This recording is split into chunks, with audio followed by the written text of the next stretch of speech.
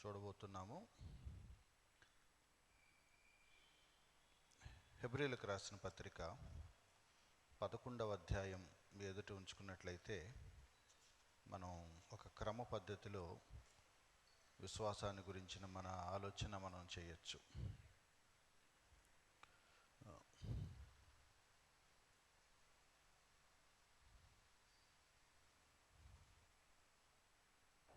ఒకసారి చూడు.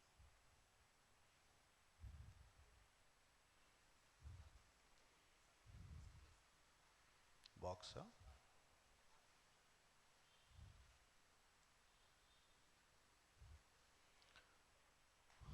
విశ్వాసం గురించి మన ఆలోచనలు రకరకాలుగా ఉంటాయి. బయట రకరకాల బోధనలు మనం వింటున్నాము.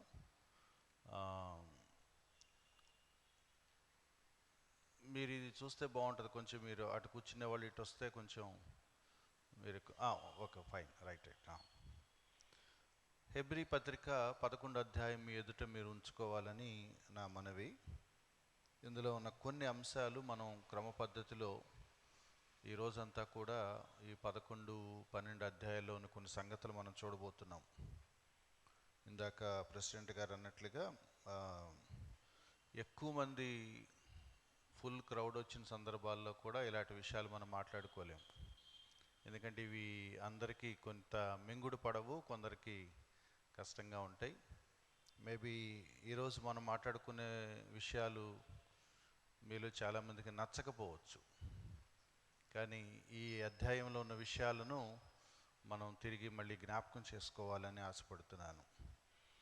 చాలాసార్లు పాత నిబంధన కథలు మనం చదివినప్పుడు పాత నిబంధనలో ఉన్న వీరోచితమైన కార్యాలు వాటి గురించి మనం విన్నప్పుడు విశ్వాసం అంటే గొప్ప గొప్ప అద్భుతాలు చూడటం అని మాత్రమే మనం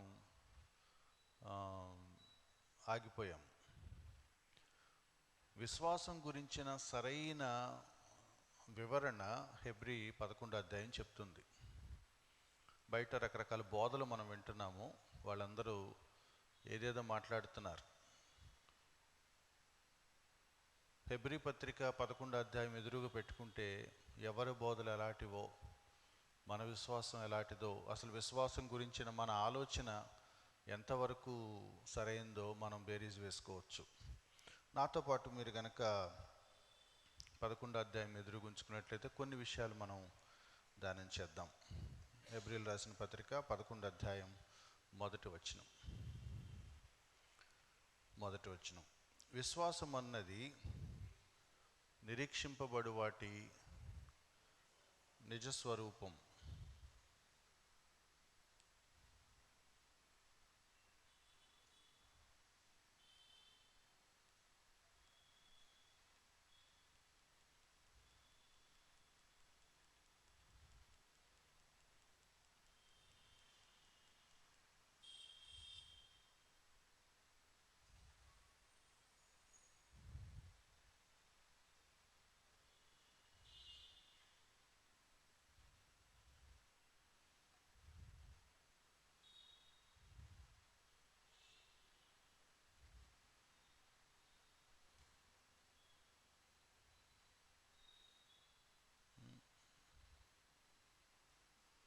నెక్స్ట్ స్లైడ్ చూడవా?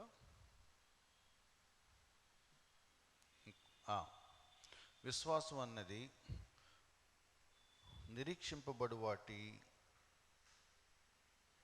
నిజస్వరూపం. దీని మీనింగ్ మనం ఆలోచించాలి. డెఫినేషన్ ఆఫ్ ఫెయిత్, నిర్వచనం. ఈ లైన్ మనకు అర్థమైతే అపోస్తలుడు లేదా హెబ్రీ గ్రంథకర్త ఏం చెప్పబోతున్నాడో మనకు అర్థమవుతుంది. విశ్వాసం అన్నది నిరీక్షింపబడు వాటి యొక్క నిజస్వరూపం. విశ్వాసం అనేది దేని కొరకు మనం నిరీక్షిస్తున్నామో దాని యొక్క నిజస్వరూపం. నేను దేని కొరకు ఎదురు చూస్తున్నాను దాని స్వరూపం అన్నమాట. నేను అర్థం అవటానికి 2 ఉదాహరణలు చెప్తాను. దేవుడు ప్రేమస్వరూపి. ప్రేమ స్వరూపం ఎలా ఉంటుంది అంటే దానికి రూపమేమీ లేదు. దేవుడు ప్రేమ స్వరూపి. దేవుడు ఎలా ఉంటాడు అంటే ప్రేమ. ప్రేమ ఎలా ఉంటుంది అంటే దేవుడే. అట్లాగే విశ్వాసం అంటే ఏంటి అంటే నేను దేని కొరకైతే నిరీక్షిస్తున్నానో దాని స్వరూపం.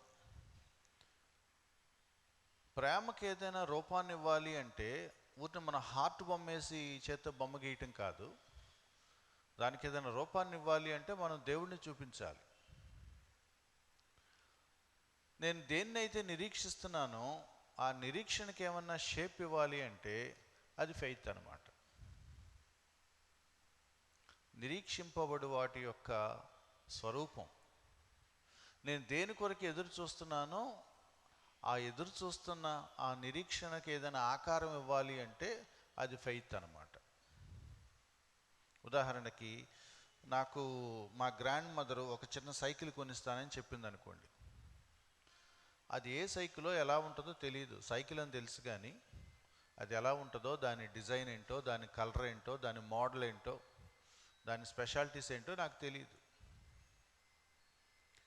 మా గ్రాండ్ మదర్ నాకు సైకిల్ ఇస్తానని మాట ఇచ్చింది. నేను దాన్ని నమ్మాను. రేపు ఎప్పుడో వచ్చే నెల ఎప్పుడో నా బర్త్డేకి ఆ సైకిల్ వస్తుంది. ఎవరైనా నా ఫ్రెండ్స్ వచ్చి ఆ సైకిల్ ఎలా ఉంది, ఎలా ఉంటుంది అని అంటే ఆ సైకిల్ ఎలా ఉంటుంది అంటే నా ఫెయిత్ లాగా ఉంటుంది అన్నమాట. నేను చూడలేదు, దాని షేప్ నాకు తెలియదు. నేను దేని కొరకైతే వెయిట్ చేస్తున్నానో, ఎదురు చూస్తున్నానో దాని స్వరూపం ఎలా ఉంటుంది అంటే కనపడని నా ఫెయిత్లో ఉంటుంది.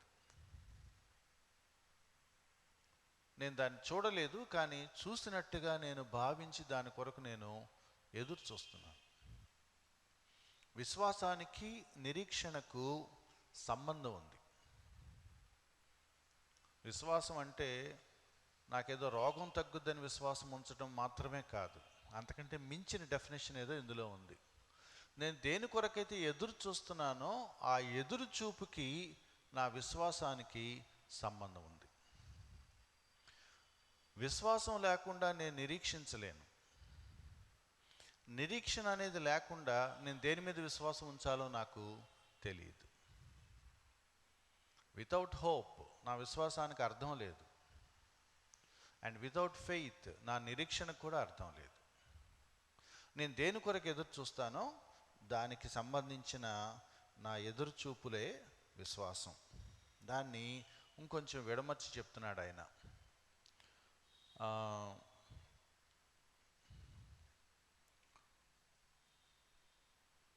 మొదటి వచనంలో ఉంది, ఏమనుంది?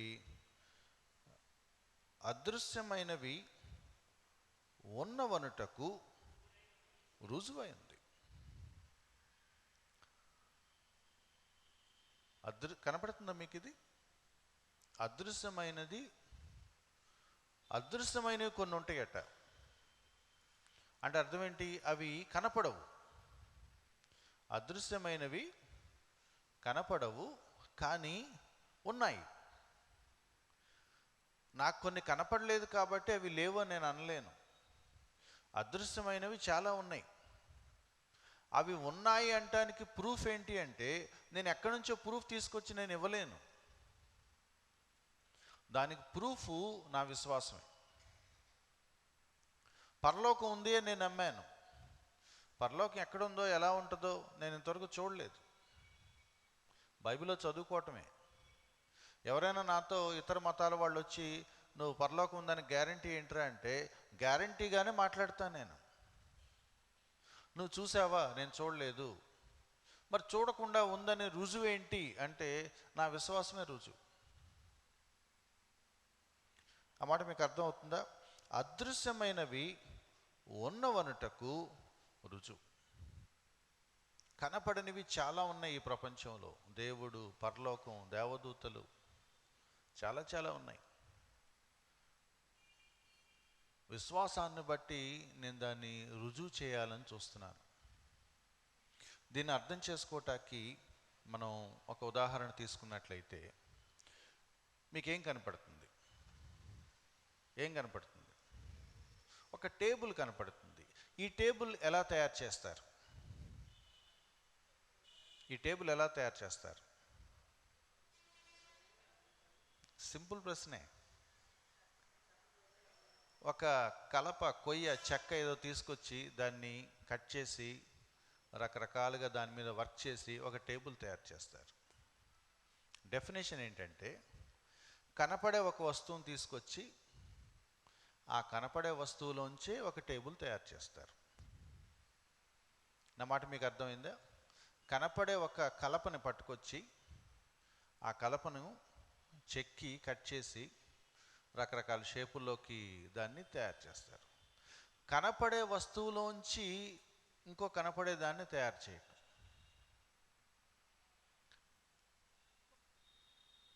మరి కనపడే వస్తువులకు ప్రూఫ్ ఏంటి?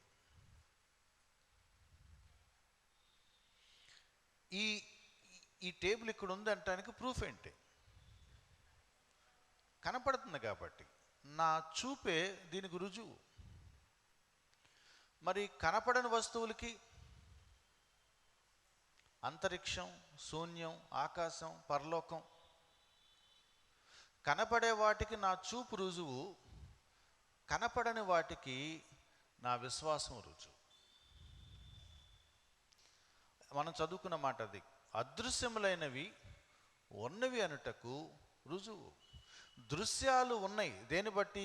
నా దృశ్యాన్ని బట్టి, నా చూపుని బట్టి, నా దృష్టిని బట్టి. అదృశ్యాలు కూడా ఉన్నాయి. దేని బట్టి? నేను చూడలేదు, నాకు కనపడవవి, కానీ నా విశ్వాసాన్ని బట్టి అవి ఉన్నాయి. నేను విశ్వాసాన్ని బట్టి ఏం మాట్లాడుతున్నాను అంటే, నేను చూడని కొన్ని సంగతులను, నా కంటికి ఎప్పుడూ కనిపించని కొన్ని సంగతులను ఉన్నవి అని నేను దృఢంగా గట్టిగా నమ్ముతున్నాను. యేసుక్రీస్తు వారిని నేను ఎప్పుడు చూడలేదు. 2000 సంవత్సరాల కిందట సిలువలో ఆయన నా కొరకు చనిపోయాడు అని అన్నప్పుడు నేను ఎప్పుడు దాన్ని చూడలేదు. కొంతమందికి నాకు కల్లో కనపడ్డారు, దర్శనంలో కనపడ్డారు అని అంటారు. నాకు అది కూడా కనపడలేదు. నాకు ఒక్క బొమ్మ కూడా కనపడలేదు. నేను వాక్యంలో రాసిన సంగతుల్ని నేను నమ్మాను. యేసుక్రీస్తు వారు ఉన్నారా లేరా అంటే నేను ఇప్పుడు గట్టిగా ఏం చెప్పగలను అంటే, ఉన్నారు అని చెప్పగలను. దేని బట్టి చెప్తున్నాను అంటే, వాక్యంలో నేను విన్న దాన్ని బట్టి, విశ్వాసాన్ని బట్టి. అదృశ్యములైనవి ఉన్నాయి. అవి అదృశ్యమే కానీ అవి ఉనికిలో లేనివి కావు. అవి కనపడవు కానీ ఉన్నాయి. దానికి రుజువు ఏంటంటే నా విశ్వాసమే. కనపడే వస్తువుల్లోంచి కనపడే ఒక టేబుల్ని తయారు చేస్తే నా చూపును బట్టి అది ఉంది అని నేను చెప్తే, కనపడని దాంట్లోంచి దేవుడు చాలా చాలా చేస్తున్నాడు. ఇక్కడ ఒక ఎగ్జాంపుల్ ఇచ్చాడనమాట. ఏమని ఇచ్చాడు అంటే 3వ వచనం, ప్రపంచములు దేవుని వాక్యం వలన నిర్మాణమైనవి. ఆదికాండంలో మనం చదువుతాం, కలుగును గాక అనగానే సృష్టి కలిగింది. దేంట్లోంచి చేశాడు? ఆల్రెడీ ఉన్న ఒక కలపలోంచి ఒక టేబుల్ చేసినట్లుగా ఆల్రెడీ ఉన్న సృష్టిలోంచి చిన్న చిన్న చేంజెస్ చేశాడా? ఏమీ లేని దాంట్లోంచి, శూన్యాన్నిలోంచి సృష్టిని తీసుకొచ్చాడా? నేను దాన్ని ఎలా నమ్ముతున్నాను? కనపడే వస్తువులోంచి కనపడేవి తీసుకొస్తే చూపుని బట్టి నమ్ముతున్నట్లుగా, ఏమీ లేని దాంట్లోంచి దేవుడు సృష్టిని, విశ్వాన్ని, ప్రపంచాన్ని తీసుకొచ్చాడు అనేది నేను నమ్ముతున్నాను. దేవుని మాట వలన ప్రపంచాలు నిర్మాణమయ్యాయి.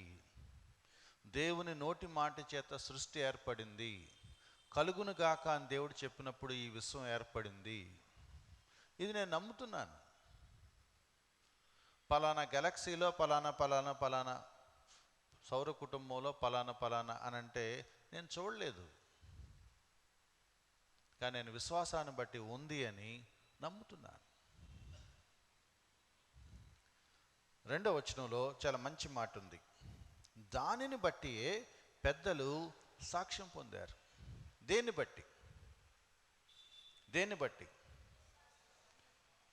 ఏ విశ్వాసాన్ని బట్టి? అదృశ్యమైనవి ఉన్నాయి అని నమ్మిన దాన్ని బట్టి. విశ్వాసం డెఫినేషన్ ఏంటంటే, దేన్నైతే నేను చూడకుండా ఉందని నిరీక్షిస్తున్నానో ఆ నిరీక్షణ యొక్క నిజస్వరూపం అది. అప్పుడు సృష్టించేసినప్పుడు నేను చూడలేదు ఆదికాండంలో, కానీ ఉంది అని నేను నమ్ముతున్నాను. భవిష్యత్తులో పరలోకానికి వెళ్తానని ప్రకటన గ్రంథం చెప్తుంది. నేను చూడలేదు, కానీ విశ్వాసాన్ని బట్టి నేను నమ్ముతున్నాను. తాము చూడని వాటిని, తమకు కనపడని వాటిని దేవుని మాట వలన ఉంది అని నమ్మారు. కాబట్టి మన పితరులు, మన పెద్దలు ఆ విశ్వాసాన్ని ప్రదర్శించారు. కాబట్టి దేవుడు అంటే వాళ్ళని మెచ్చుకున్నాడంట. దానిని బట్టియే పెద్దలు సాక్ష్యం పొందిరి. దేవుడు వాళ్ళకి సర్టిఫికేట్ ఇచ్చాడు. వీళ్ళు చూసావా, ఏమీ తెలియకపోయినా సరే నేను చెప్పాను కాబట్టి వీళ్ళు నమ్మారు అని అన్నాడు దేవుడు. ఒక ఇంగ్లీష్ అనువాదంలో కమెండ్ అని ఉంది, మెచ్చుకున్నాడు. ఇంకొక ఇంగ్లీష్ అనువాదంలో ప్లీజింగ్ అని ఉంది. దేవుడు అంటే చాలా సంతోషపడిపోయాడట. ఏ ప్రూఫ్ లేకుండా నేను చెప్పగానే వీళ్ళు నమ్మారు అంటే దేవుడు సంతోషించాడట. It was pleasing to God. విశ్వాసం అంటే ఏంటి అంటే, మనకు తెలియని దానిని, మనం చూడని దానిని, మనకు అర్థం కాని దాన్ని దేవుడు చెప్పాడు కాబట్టి నమ్మటం. నేను మళ్ళీ రిపీట్ చేస్తున్నాను. విశ్వాసం అంటే అర్థం ఏంటంటే, నేను చూడని దానిని, నాకు తెలియని దాన్ని, నాకు అర్థం కాని దాన్ని దేవుడు చెప్పాడు కాబట్టి నేను నమ్మటం.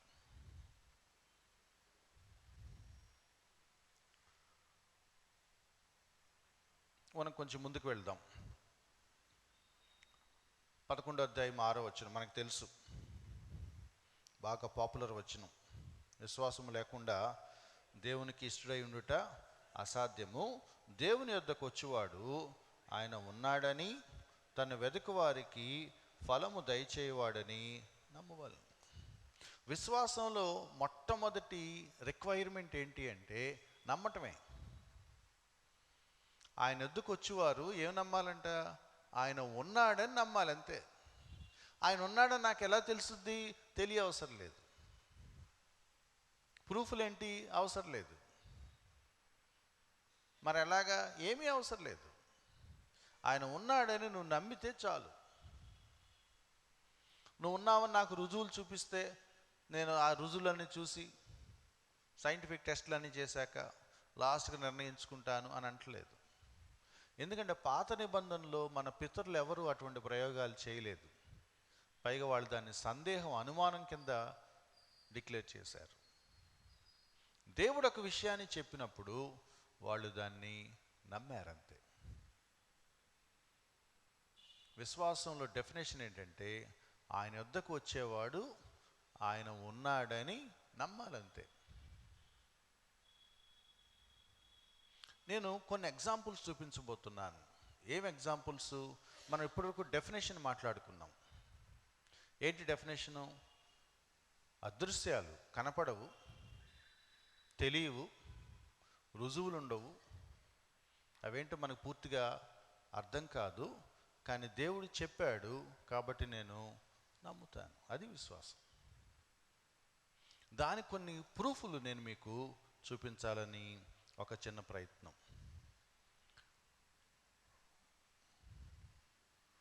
విశ్వాసం అంటే అర్థం ఏంటంటే, నువ్వు చూడని దానిని నమ్మటం.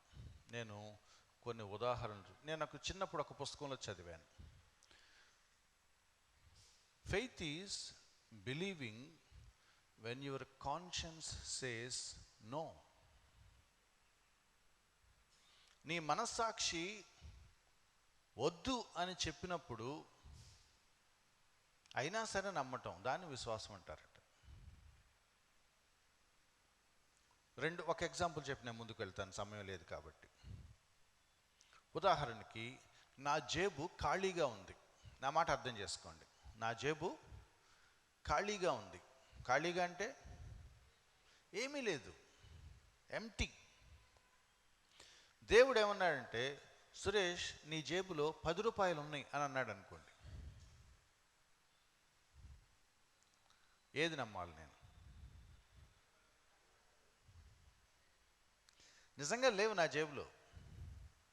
నా 5 సెన్సెస్, నా పంచేంద్రియాలు ఏం చెప్తున్నాయంటే నా జేబు ఖాళీగా ఉంది. నా చూపును బట్టి, నా జ్ఞానాన్ని బట్టి, నా స్పర్శను బట్టి, నా అవగాహనను బట్టి,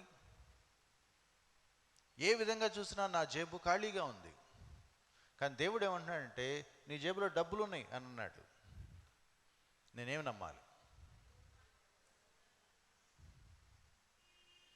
అది ప్రాబ్లం. మన సొంత అభిప్రాయాలు, మన సొంత విశ్లేషణలు, మన అండర్స్టాండింగు, మన ఎక్స్పీరియన్సు, మన ఫీలింగ్స్, మన రియాలిటీ పక్కన పెట్టి దేవుడు అన్నాడు కాబట్టి నేను ఇవన్నీ పక్కన పెట్టి ఇదే నమ్ముతాను అని అనటం విశ్వాసం. యోబు గ్రంథంలో మాట ఉంది, తీయవసరం లేదు. నా స్వాభిప్రాయము కంటే నీ నోటి మాటను నేను మిన్నగా ఎంచాను. 27వ అధ్యాయంలో ఉంటుంది, మీరు తర్వాత చూసుకోండి. నా స్వాభిప్రాయం కంటే, నా సొంత అభిప్రాయం కంటే, నా పర్సనల్ ఫీలింగ్ కంటే ఉందని చెప్తాడేంటి, ఎక్కడుంది, ఖాళీ కదా అనేది నా సొంత అభిప్రాయం. కానీ చెప్తుంది ఎవరు?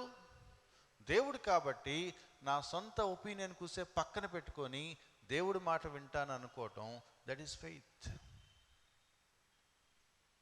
ఇక్కడే అందరూ ఓడిపోయేది.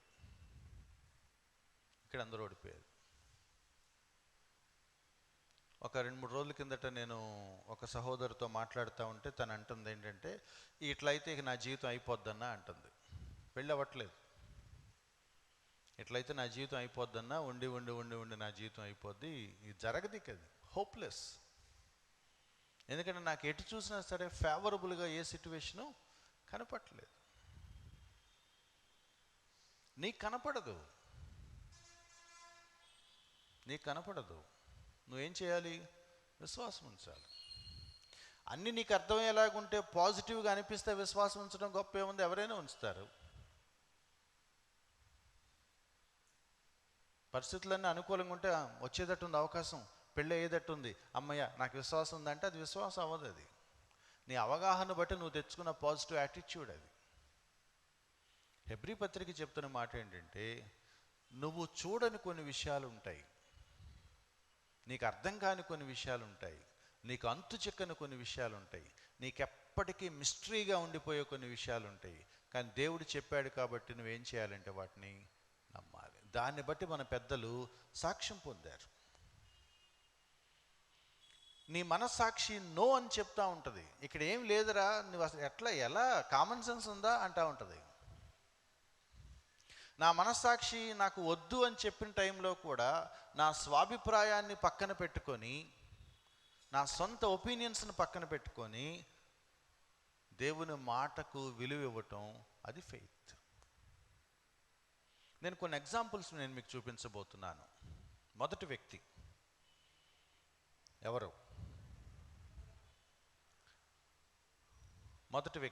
ఎవరు? ఆదామా? ఏబేల్. 4వ వచనం. మీరు ఇది ఫాలో అవుతున్నారా?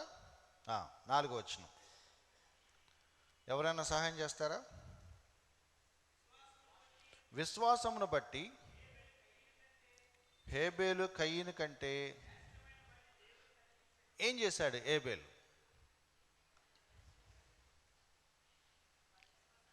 ఏం జరిగిందో తెలియదు మనకి. బహుశా ఏదైనా వనలోంచి బయటికి పంపించేశాక, మరి వీళ్ళు పెరిగి పెద్దవాళ్ళు అయ్యాక ఆదాము అవ్వలు ఒకరోజు కూర్చోబెట్టి చెప్పుంటారు, ఎవరైనా మనం దేవుడికి ఆరాధన చేయాలి, ఆయనకి ఏదో ఒకటి అర్పించాలి, ఇది పద్ధతి కాదని చెప్పుంటారు. మన సండే స్కూల్స్లో చిత్రమైన స్టోరీస్ చెప్తారు. చాలా హారిబుల్ స్టోరీ విన్నాను నేను. ఒక స్టోరీ, దేవుడికి ఎన్వి అంటే బాగా ఇష్టం అని, అందుకే కయ్యని గారు కూరగాయలు తెస్తే నచ్చలేదు, హేబేలు మటన్ తీసుకొచ్చాడు కాబట్టి నచ్చింది అని. దేవుడు మనలాంటి మనిషి కాదు, కూరలతో దేవుడిని బుట్టలో వేసుకోవటానికి. ఇక్కడ రాస్తున్న మాట చూడండి, విశ్వాసమును బట్టి హేబేలు దేవునికి అర్పించాడు. ఇందాక 6వ వచనం చదువుకున్నాం. ఆయన వద్దకు వచ్చేవారు ఏమని నమ్మాలి? ఆయన ఉన్నాడని నమ్మాలి. హేబేలు ఈ విషయం నమ్మాడంట. దేవుడు అనే ఒక ఆయన ఉన్నాడు, నేను చూడలేదు కానీ ఉన్నాడు. ఆదామవ్వలైతే ఆయనతో మాట్లాడారు, కానీ ఈయనకి తెలియదు. వాళ్ళు చెప్పారు, ఎవరైనా దేవుడు ఉన్నాడు, యెహోవా ఉన్నాడు, మనం ఆయన జాగ్రత్తగా ఉండాలి, మేము తప్పు చేసాం, దేవుడు మమ్మల్ని బయటికి గెంటేశాడు, మీరు జాగ్రత్త పడండి, కరుణిస్తాడు ఏదో టైంలో అని చెప్పారు వాళ్ళు. వాళ్ళ అమ్మా నాన్న చెప్పారు కాబట్టి, చెయ్యాలి కాబట్టి కయ్యం చేసినట్టు. కానీ నిజంగానే ఒక ఆయన ఉన్నాడు అని విశ్వాసంతో హేబేలు అర్పించినట్లు హెబ్రీ పత్రిక చెప్తుంది. By faith Abel sacrificed. విశ్వాసాన్ని బట్టి హేబేలు బలర్పించాడు. ఆ దేవుడిని హేబేలు చూడలేదు, ఆ దేవుడి గురించి హేబేలుకి ఏమీ తెలియదు. ఆ దేవుడు ఎందుకు వాళ్ళ అమ్మా నాన్నను బయటికి పంపించేశాడో కూడా హేబేలుకి పూర్తిగా సరిగా వివరంగా తెలియదు. పైగా వాళ్ళ అమ్మా నాన్న బయటికి గంటేసిన దేవుడికి శ్రేష్టమైన బలి అర్పించాడు.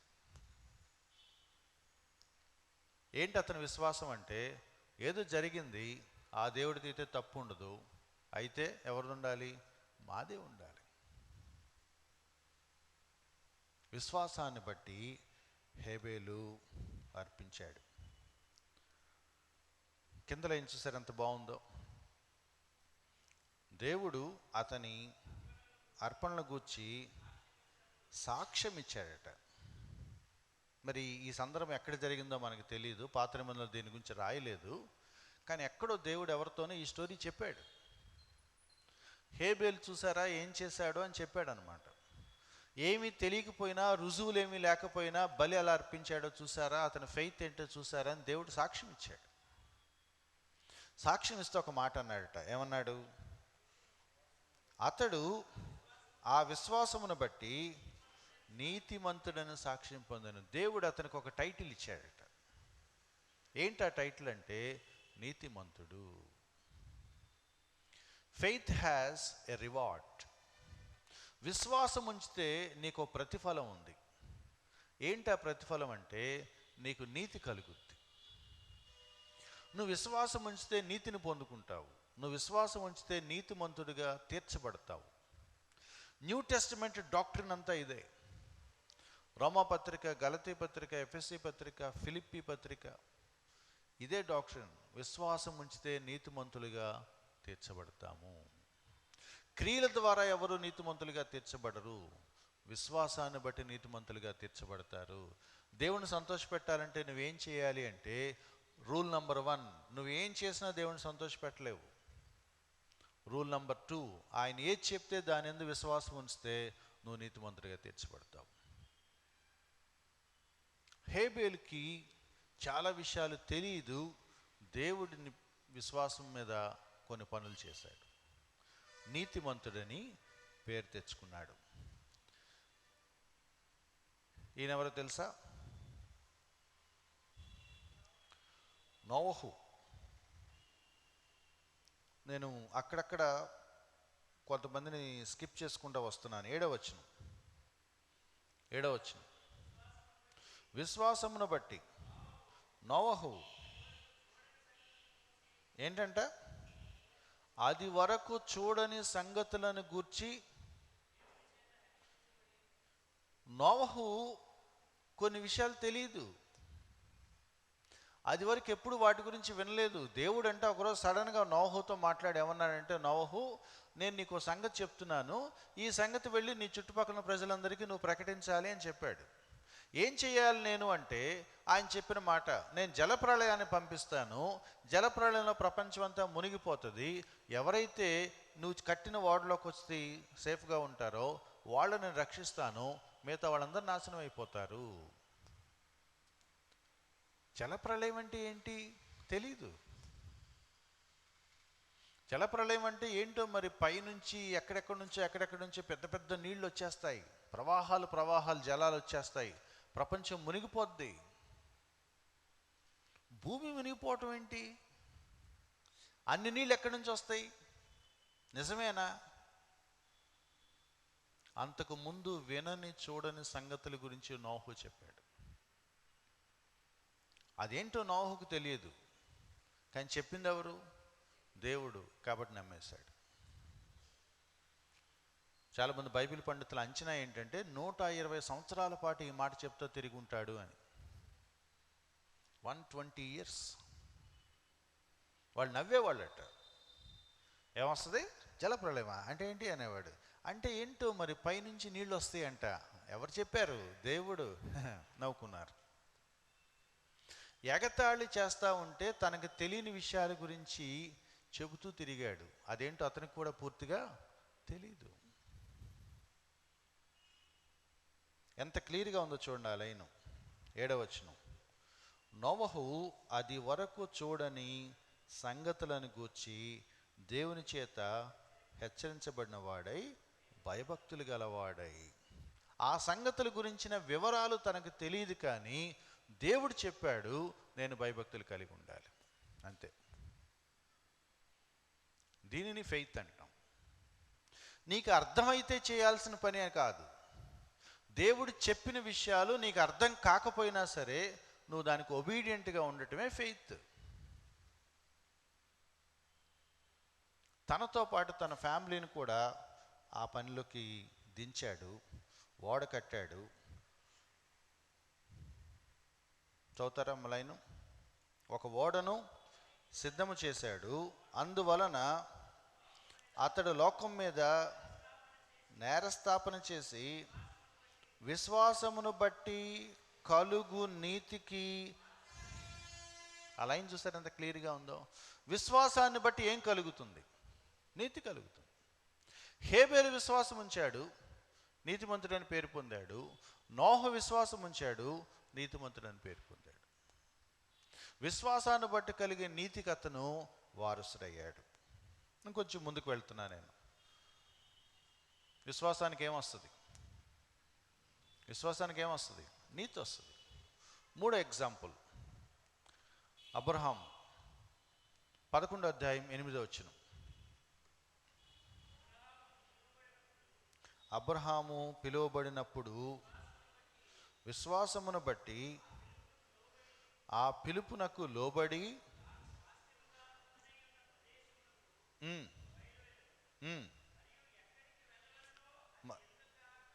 అది ఫెయిత్ గురించి ఈ అధ్యాయం చెప్తున్న డెఫినేషన్స్ మనం అండర్లైన్ చేసుకోవాలి. దేవుడు అంటే అబ్రహామును ఒకరోజు బయలుదేరి వెళ్ళమని అన్నాడంట, విశ్వాసంతో బయలుదేరి వెళ్ళిపోయాడట. ఏంటంటే కింద చెప్తున్నాడు, ఎక్కడికి వెళ్తున్నాడో ఎరుగక తెలియక అయినా సరే చెప్పింది ఎవరు? దేవుడు కాబట్టి వెళ్ళాడు. తనకు తెలియని సంగతుల విషయంలో విధేయత చూపించటం, తనకు అర్థం కాని సంగతుల విషయంలో విధేయత చూపించటం. దేవుడి దగ్గర అర్థం కానివి చాలా ఉంటాయి, కానీ దేవుణ్ణి క్వశ్చన్ చేయలేదు. దేవుడు చెప్పాడు కాబట్టి విధేయత చూపించటం. దేవుడు లేచి బయలుదేరి వెళ్ళమన్నాడంట. ఎక్కడికి, ఎందుకు, దేనికోసం వెళ్ళాలి అని అనలేదట. బహుశా శారా అని ఉంటుంది. అదేంటి ఎక్కడికి వెళ్తావు? కనీసం ఊరి పేరన్నా కనుక్కో. ఎందుకు వెళ్తామన్న తర్వాత ఒక చోటకి వెళ్ళాలిగా, ఏ ఊరో కనుక్కో. చెప్పింది ఎవరు? దేవుడు. మనం బయలుదేరాలి అంతే. ఆయనే చెప్తాడు. తను ఎక్కడికి వెళుతున్నాడో ఎరుగక బయలుదేరాడు. బాగా పాపులర్ వర్స్ ఉంది, గలతీయులకు రాసిన పత్రిక 3వ అధ్యాయం 6వ వచనం. చదువుతారా? అబ్రహాము దేవుని నమ్మెను, అది అతనికి నీతిగా ఎంచబడును. ఒకటే ప్రిన్సిపల్. నువ్వు విశ్వాసం ఉంచితే, నువ్వు నమ్మితే నీకు నీతి కలుగుద్ది. అది క్రియల వల్ల రాదు. నీ లైఫ్ టైంలో నువ్వు ఎప్పటికీ ఏం చేసినా సరే దేవుని నువ్వు ఇంప్రెస్ చేయలేవు, సాటిస్ఫై చేయలేవు. కానీ ఆయన నీకేదైనా చెబితే నువ్వు దాన్ని యాజ్ ఇట్ ఈజ్ ఫాలో అయిపోతే నువ్వు నీతిమంతుడివే. అందుకే హెబ్రీ పత్రిక చెప్తుంది, విశ్వాసం లేకుండా దేవుణ్ణి సంతోష పెట్టడం అసాధ్యం. నా ప్రార్థన జవాబిస్తాడు అనేది విశ్వాసం కాదు. అది కాదు విశ్వాసం అంటే. విశ్వాసం అంటే దేవుడు నీకేదైనా ఒక పని చెప్తే నువ్వు దాన్ని మారు మాట్లాడకుండా, అర్థం కాకపోయినా దాన్ని నువ్వు చేయటం. 3 ఎగ్జాంపుల్స్ చూసాం. హేబేలు, నోవహు, అబ్రహాం. ఇంకా చాలా ఉన్నాయి, నేను కొంచెం ముందుకు వెళ్తున్నాను. అబ్రహాం గురించి మనం మాట్లాడుకోవాల్సిన కొన్ని విషయాలు ఉన్నాయి. ఇప్పుడు దాకా ఏం మాట్లాడుకున్నాం?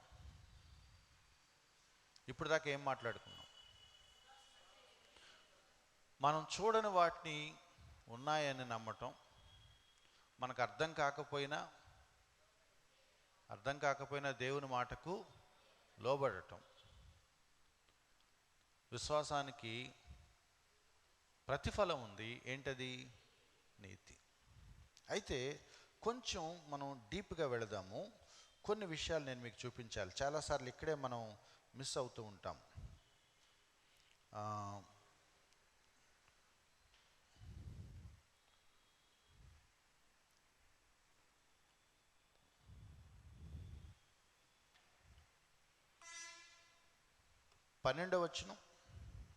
పదకొండవ వచనం. విశ్వాసమును బట్టి శారాయు వాగ్దానం చేసిన వాడు నమ్మదగిన వాడని ఎంచుకొనెను గనుక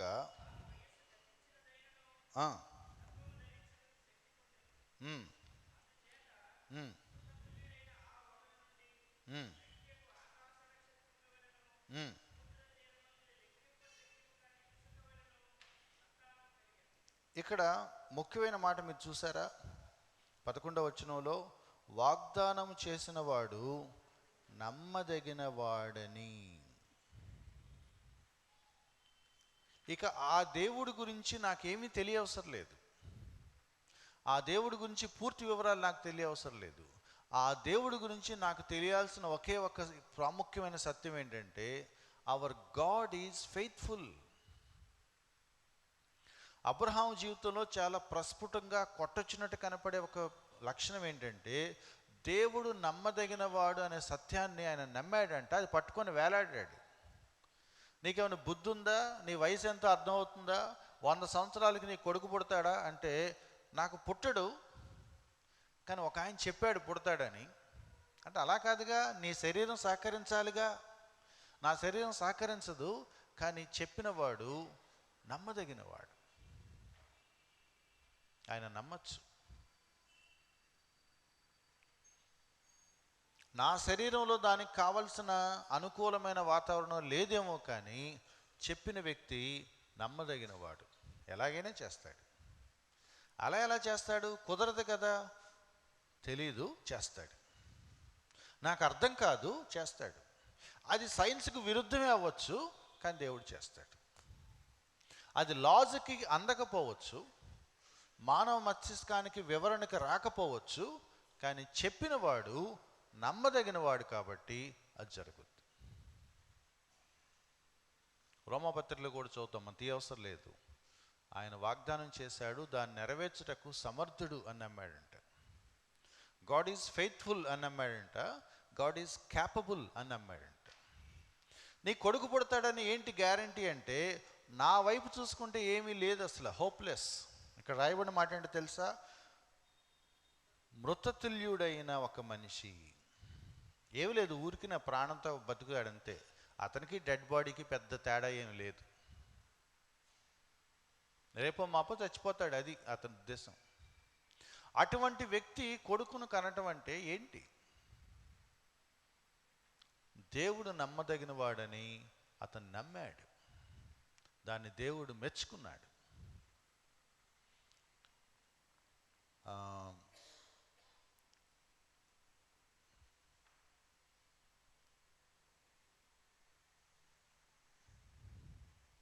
ఆ వచనం కూడా నేను మీకు చూపిస్తాను. రోమీయులకు రాసిన పత్రిక 4వ అధ్యాయం. రోమీయులకు రాసిన పత్రిక 4వ అధ్యాయం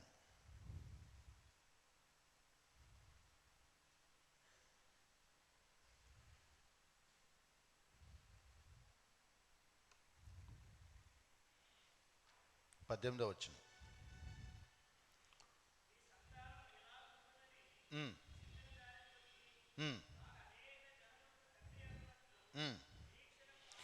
నిరీక్షణకు ఆధారము లేనప్పుడు అతడు నిరీక్షణ కలిగి నమ్మెను. ఎటువంటి పరిస్థితుల్లో వీళ్ళు విశ్వాసం ఉంచుతున్నారో మీరు చూడండి.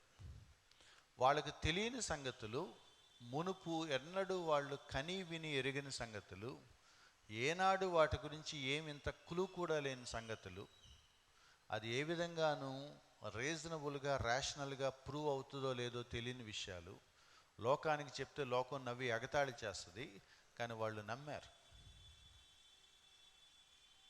మృతతుల్యమైన తన శరీరంలోంచి ఒక వారసుడు వస్తాడు, అతని వల్ల మళ్ళీ సంతానం కలుగుద్ది, అది లెక్కకు మించి మించి మించి ఎంతగా ఫ్లరిష్ అవుతుందంటే ఇసుక రేణువులాగా నక్షత్రాల సంఖ్యలాగా వర్ధిల్లుతారు అంటే తను నమ్మేశాడు. నీకు ఒక్క కొడుక్కే చాలా ఎక్కువ, మళ్ళీ ఇసుక రేణువులు అంత సంతానం వస్తారా అని అంటే ఆయన నమ్మేశాడు. ప్రపంచం దృష్టిలో అబ్రహాము ఫూల్, మూర్ఖుడు, అమాయకుడు, వెర్రి అని అంటారు. కానీ దేవుడు అంట అతని విశ్వాసాన్ని మెచ్చుకున్నాడట. కింద ఇంకో మాట కూడా ఉంది, అది కూడా చదివి మళ్ళీ మనం హెబ్రీ పత్రికలోకి వద్దాం. 20వ వచనం. అవిశ్వాసం వలన దేవుని వాగ్దానమును గూర్చి సందేహింపక దేవుని మహింపరిచి ఆయన వాగ్దానం చేసిన దాన్ని నెరవేర్చుటకు సమర్థుడని రూఢిగా విశ్వసించి విశ్వాసం వలన బలమునుందని. ఏం చేశాడు? అవిశ్వాసం వలన సందేహించలేదు, వాగ్దానం చేసిన వాడు నెరవేర్చుటకు సమర్థుడని విశ్వసించాడు. అందుకే 22వ వచనం ఉంది, అందుచేత అది అతనికి నీతిగా ఎంచబడెను. అన్నిట్లో ఒకటే ప్రిన్సిపల్ అండి. బైబిల్ అంతా ఒక థ్రెడ్ రన్ అవుతూ ఉంటుంది. నువ్వు విశ్వాసం ఉంచితే, ఆ విశ్వాసం గనక దేవుడికి నచ్చితే దేవుడు నిన్ను నీతిమంతుడిగా తీరుస్తాడు. దేవుడు చెప్పాడు కాబట్టి నమ్మటం, దేవుడు చెప్పాడు కాబట్టి నమ్మటం. మనందరికీ తెలుసు పాపులర్ స్టోరీ. ఒక సండే స్కూల్ పిల్లవాడిని ఒక ఎథీస్ట్ దారిలో ఆపి అడిగాడట, నువ్వేంటి సండే స్కూల్కి వెళ్తున్నావా, బైబిల్ స్టోరీస్ ఏమన్నా మీనింగ్ఫుల్గా ఉన్నాయి అనుకుంటున్నావా, నాన్ సెన్స్ ఉంది బైబిల్లో అన్నాడంట. అదేంటి అంకుల్ అలా అంటారు, బైబిల్ దేవుడి మాటలు నమ్మాలి అన్నంట ఆ పిల్ల. అంటే ఆయన అన్నాడంట, ఎక్కడైనా ప్రపంచంలో చేప వచ్చి మనిషిని మింగుద్దా, 3 రోజుల తర్వాత కక్కేస్తుందా, మళ్ళీ బతుకుతాడా, అది జరిగేనా, సైన్స్ చదువుకున్నావా, స్కూల్కి వెళ్తున్నావా నువ్వు అన్నాడట. అప్పుడు ఆ బేబీ చెప్పిందట, uncle whatever the Bible says it is truth. Even if the Bible says that Jonah swallowed the fish, యోనా అనే దాన్ని మింగేశాడని రాసుంటే గనక బైబిల్లో ఉంటే నేను నమ్మేస్తానందంట. దేన్ని బట్టి ఆ నమ్మకం? Because God says so. ఎవరో చెప్తే నేను అనుమానించాలి, కానీ ఆ మాట అనింది ఎవరంటే దేవుడు. అబ్రహాము నీకు పిల్లలు పుడతారు అంతే. ఎలా నమ్ముతావు అబ్రహాము, ఏంటి అవకాశం, నీకు అని బుద్ధి ఉందా అంటే చెప్పింది ఎవరు? గాడ్. దేవుడు ఎటువంటి వాడో నాకు అర్థమైతే నా విశ్వాసానికి ఒక యాంకర్ దొరుకుతుంది. నా దేవుడు కెపాసిటీ ఏంటి, నా దేవుడు ఏ స్థాయి వాడు, నా దేవుడు ఎటువంటి వాడో తెలిస్తే నా విశ్వాసానికి ఒక బేస్ దొరుకుతుంది. ప్రపంచానికి అది ఎగతాళిగా ఉంటుంది, వెర్రితనంగా ఉంటుంది, కానీ నాకు అదే హోప్. అన్ని సంవత్సరాలు వృద్ధాప్యంలో ఎలా ఎదురు చూశాడు అబ్రహాము అంటే చాలా ఆశ్చర్యంగా ఉంటుంది. వీటన్నిటిలో పరాకాష్ట ఏంటంటే వన్ ఫైన్ డే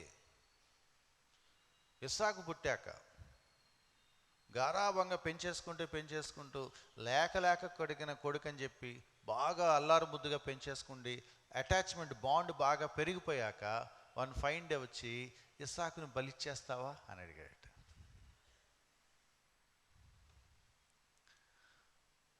ఈ మాత్రం దానికి కొడుకుని ఇవ్వాల్సిన పనే ఉంది, అసలు ఇవ్వకపోతే పోయేదిగా, ఇచ్చి 4 రోజులు పెంచుకొని ఇప్పుడు మురుసుకునే టైంలో బలిమ్మంటాడేంటి అని అనలేదట ఆయన.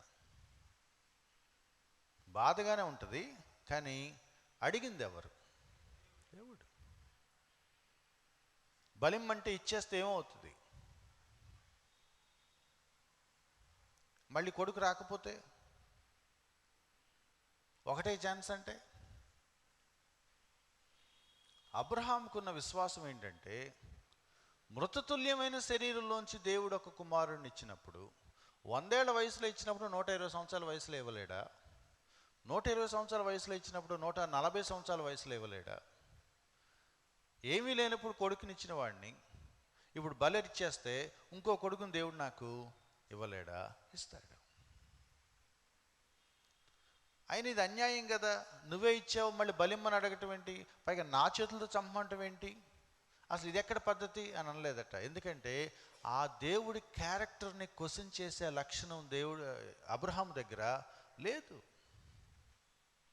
ఆ దేవుడు నమ్మదగినవాడు, ఆ దేవుడు మిస్టేక్ చేయడు, పొరపాటు చేయడు.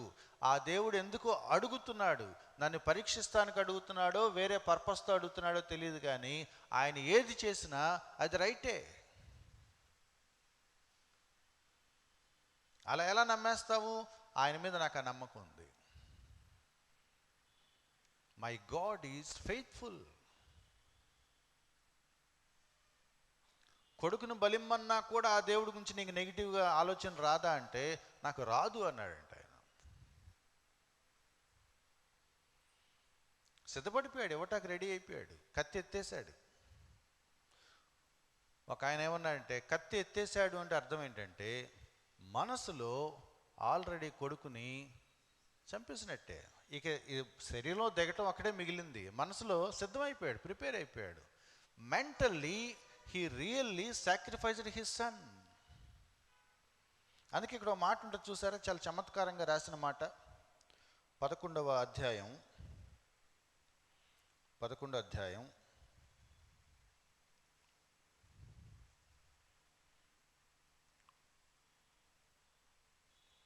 వచనం.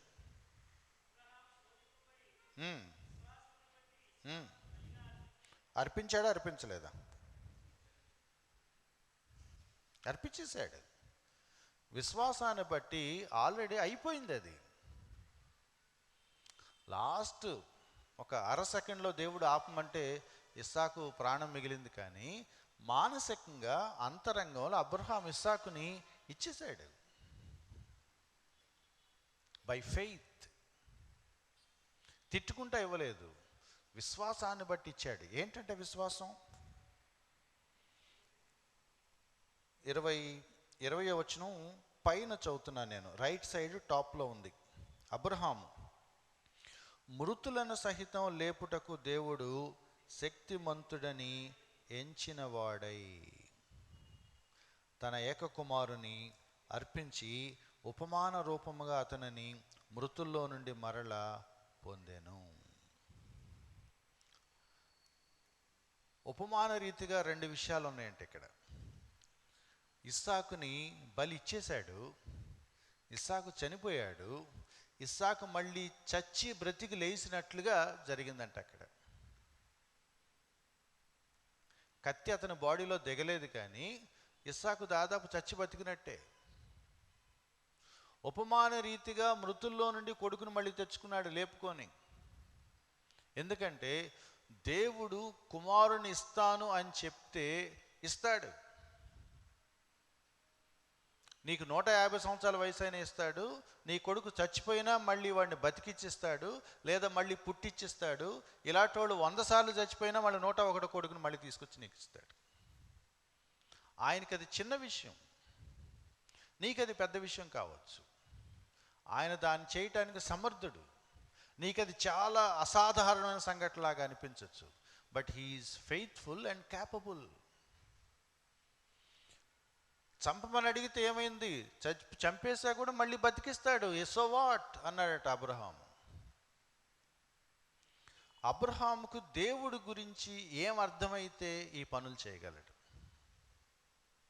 ఏ స్థాయిలో దేవుడిని అర్థం చేసుకోలేకపోతే ఎంత ప్రమాణాన్ని, ఇంత విశ్వాసాన్ని కనబరచగలడు. తన జీవితంలో జరిగే కొన్ని సంఘటనలు తనకు అర్థం కాకపోతే దేవుడు అనుమతించాడని అనుకొని దానికి సరెండర్ అయిపోయాడట అబ్రహాం. దేవుడు నమ్మదగినవాడు, దేవుడు సమర్థుడు అని నమ్మి తన కుమారుణ్ణి బలి అర్పించి ఉపమాన రీతిగా తిరిగి అతన్ని తెచ్చుకున్నాడు. ఇంకొక ఎగ్జాంపుల్ కూడా నేను చూపించాలి. 11వ వచనం, విశ్వాసం బట్టి శారయు వాగ్దానం చేసిన వాడు నమ్మదగిన వాడని. ఏంటంట? శారా కూడా. పాత నిబంధనలో శారా నవ్విందని మనం కొన్ని స్టోరీస్ చదివి అక్కడ ఆగిపోతాం. మిగిలిన స్టోరీ మనం పూర్తిగా లేదు అక్కడ. Other side of the story ఇక్కడ ఉంది. శారా కూడా విశ్వాసం ఉంచిందట. శారా కూడా అబ్రహాము స్థాయిలో విశ్వాసం ఉంచిందట. విశ్వాసం ఉంచిన వాడు, ఎవరినైతే విశ్వాసం ఉంచుతున్నామో ఆ దేవుడు నమ్మదగిన వాడని ఆమె ఎంచుకునేను, నమ్మింది. గర్భము ధరించుటకు శక్తి పొందెను. ఏముంది అక్కడ? తాను వయసు గతించినదైనను. మృతతుల్యమైన శరీరం అబ్రహాముదే కాదు, ఆమెది కూడా. హోప్లెస్, కానీ ఆమె కూడా నమ్మింది. విశ్వాసాన్ని బట్టి కుమారుణ్ణి కనింది. ఇవన్నీ మనకేం చెప్తున్నాయి? ఇవన్నీ మనకేం చెప్తున్నాయి?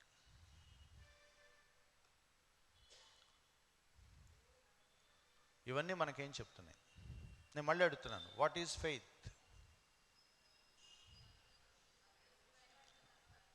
What is faith? అదృశ్యమైనవి ఉన్నవనుటకు రుజువు. నేను వాటిని చూడవసరం లేదు, బట్ ఐ బిలీవ్. నేను యేసుక్రీస్తు వారిని ఎప్పుడూ చూడలేదు, ఆయన ఉన్నాడు. ప్రూఫ్ ఏంటి? అవసరం లేదు నాకు. My faith is my proof. యేసుక్రీస్తు వారు తన శిష్యుడు తోమాతో అన్నాడు, చూసి నమ్మిన వారి కంటే చూడక ఎందుకంటే చూసావు కాబట్టి నమ్ముతున్నావు, చూడకపోతే నువ్వు నీ విశ్వాసాన్ని వ్యక్తం చేస్తున్నావు. ఎందుకు వాళ్ళు ధన్యులు అంటే వాళ్ళు విశ్వాసం ఉంచుతున్నారు కాబట్టి ధన్యులు. యేసుక్రీస్తు వారు దేవుడు. దేని బట్టి చెప్పగలను నేను? By faith. నా విశ్వాసం అది. ఆ విశ్వాసం వాక్యాన్ని బట్టి వచ్చింది. వాక్యం అలా చెప్తుంది, నేను నమ్ముతున్నాను. నాకు బోలెడన్ని డౌట్లు ఉన్నాయి, but I know God is faithful. Billy Graham గారు ఒక సందర్భంలో ఈ మాట అన్నాడట. అంతర్జాతీయ సువార్థకుడు బిల్లీ గ్రాహం గారు ఒక సందర్భంలో ఏమన్నారంటే, క్రాస్లో ఏం జరిగిందో నాకు ఎప్పటికీ అర్థం కాదు. సిలువలో ఏం జరిగిందో నాకు ఎప్పటికీ అర్థం కాదు. It's a mystery. దేవుడు ఏంటి, మనిషిగా రావటం ఏంటి, సిలువలో అంత దారుణంగా చనిపోవటం ఏంటి, నా కొరకు రక్తం చిందించడం ఏంటి, నా కొరకు మరణించడం ఏంటి, నా పాపాల కొరకు ఆయన శిక్ష భరించడం ఏంటి, నాకు క్షమాపణ విడుదల ఇవ్వటం ఏంటి, ఇది నాకు అర్థం కాదు. కానీ నేను విశ్వాసం ఉంచుతున్నాను.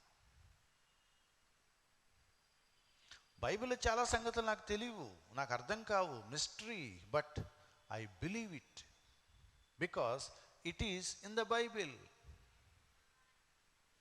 వాక్యంలో దేవుడు చెప్పిన సంగతులు అన్నీ నాకు తెలియకపోవచ్చు, అర్థం కాకపోవచ్చు, కానీ వాటిని పలికింది దేవుడు కాబట్టి అవి సత్యమని నేను నమ్ముతున్నాను. నాకు వాటికి రుజువులు అవసరం లేదు. ఫెయిత్ ఎవిడెన్సెస్ అడగదు. దేవుడు చెప్పాడా లేడా అన్న మాట మీద నిలబడుతుంది అంతే. నువ్వు చెప్తే ఓకే, నమ్మేస్తా. బోల్డ్ అండ్ ఎగ్జాంపుల్స్ ఉన్నాయి. నేను ఇక్కడ ఆపుతున్నాను, ఎందుకంటే నెక్స్ట్ సెషన్ కొంచెం ఎక్కువసేపు తీసుకోవాలని నా ప్లాను. ఎందుకంటే మనం మిగిలిన చాలా ఈ అధ్యాయంలో అదర్ థింగ్స్ చాలా ఉన్నాయి, బట్ బేసిక్ ఫౌండేషనల్ లైన్ ఒకటి నేను మీకు ఎస్టాబ్లిష్ చేశాను అనుకుంటున్నాను. ఫెయిత్ అంటే నిరీక్షించే వాటి నిజస్వరూపం, తెలియని వాటిని నమ్మటం, అదృశ్యమైనవి ఉన్నాయని నమ్మటం, మనకు తెలియనివి, మనం చూడనివి, మనకు అర్థం కానివి దేవుడు చెప్పాడు కాబట్టి వాటిని నమ్మటం. దాన్ని ఫెయిత్ అని అంటారు. దేవుడు చెప్పాడు కాబట్టి అర్థం కాకపోయినా విధేయత చూపించటం, దాన్ని విశ్వాసం అని అంటారు. అటువంటి విశ్వాసాన్ని మన పితరులు కనబరిచారు. మన పెద్దలు అటువంటి విశ్వాసాన్ని ప్రదర్శించినందుకు దేవుడి చేత వాళ్ళు మెప్పు పొందారు, సాక్ష్యం పొందారు. అలా దేవుడి చేత మెప్పు పొందిన, సాక్ష్యం పొందిన కొంతమంది విశ్వాస వీరుల స్టోరీస్ మనం గుర్తు చేసుకుంటున్నాం. ఇంకా చాలా స్టోరీస్ ఉన్నాయి, నేను కొన్ని చూశాను. హేబేలు, నోవహు, అబ్రహాము, శారా. మనం చిన్న బ్రేక్ తీసుకుందాము. ఇంకొక మాట నేను చూపించి ముగిస్తాను. But there is an other side of faith. Next సెషన్లో మనం చూడబోతుంది. ఇప్పుడు దాకా మనం మాట్లాడుకుంటున్న విశ్వాసం యొక్క నిర్వచనానికి ఇంకొక నెక్స్ట్ లెవెల్, హయ్యర్ లెవెల్కి వెళ్ళబోయే ఒక విశ్వాసం ఒకటి ఉంది. ఇది మనం ఎక్కువసేపు మాట్లాడుకోవాల్సిన సందర్భం కాబట్టి ఈ ఫస్ట్ సెషన్ నేను కొంచెం మినిమైజ్ చేశాను. సెకండ్ సెషన్ మనం కొంచెం ఎలాబొరేటెడ్గా మాట్లాడుకుందాము. చిన్న బ్రేక్ తీసుకుందాం. మనం ఇప్పుడు దాకా మాట్లాడుకుంటున్న దానికి భిన్నమైన విశ్వాసం ఒకటి ఉంది. అది నెక్స్ట్ సెషన్లో మనం మాట్లాడుకుందాం. మరి స్ట్రెచ్ బ్రేక్ ఒక 15 నిమిషాలు తీసుకుందామండి. మరి మీకు